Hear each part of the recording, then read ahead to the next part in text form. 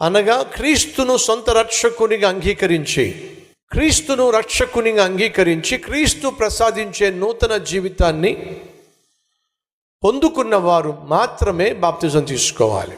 నేను చెప్తూ ఉంటాను కదా, బాప్తిజాలు చాలా రకాలు ఉన్నాయి. సర్టిఫికెట్ కోసం కొంతమంది బాప్తిజాలు తీసుకుంటారు. ఏదైనా కాలేజీలోనో లేక కొన్ని క్రిస్టియన్ స్కూల్స్లోనో కాలేజెస్లోనో జాయిన్ కావాలి అని అంటే ఇది నిజంగా క్రైస్తవుడా కాదా నిర్ధారణ బాప్తిజం సర్టిఫికెట్. కాబట్టి ఆ సర్టిఫికెట్ కోసం బాప్తిజం తీసుకునే వాళ్ళు ఉంటారు. దయచేసి వినండి, ఆ బాప్తిజం చెల్లదు.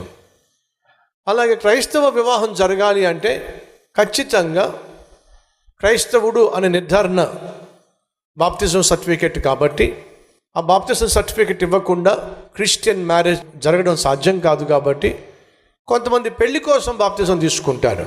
అది కూడా వాక్యానుసారం కాదు, అది కూడా చెల్లదు. బెనిఫిట్స్ కోసమో అవసరముల కోసమో బాప్తిజం దేవుడు ఏర్పాటు చేయలేదు. పాత రోత జీవితాన్ని విడిచిపెట్టేశాం, క్రీస్తును సొంత రక్షకునిగా అంగీకరించాం.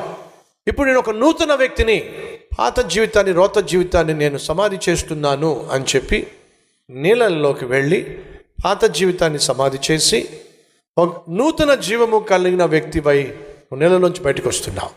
అది క్రీస్తుతో పాటు మరణించటం, క్రీస్తుతో పాటు సమాధి చేయబడ్డం, క్రీస్తు మరణమును గెలిచి తిరిగి లేచిన దానికి సాదృశ్యంగా నువ్వు నీళ్ళలోంచి బయటకు వస్తున్నావు. ఇది క్రీస్తుతో పాటు మరణించటం, సమాధి చేయబడ్డం, క్రీస్తు మరణమును గెలిచి తిరిగి లేచిన దానికి సాదృశ్యంగా నువ్వు నీళ్ళలోంచి బయటకు వస్తున్నావు. ఇది క్రీస్తుతో పాటు మరణించటం, సమాధి చేయబడ్డం, పునరుద్ధానము చెందటానికి సాదృశ్యం. ఇంత అద్భుతమైనటువంటి బాప్తిజాన్ని మన అవసరాల కోసమో లేక అనుకూలతల కోసమో తీసుకోవడం అనేది వాక్యానికి విరుద్ధం.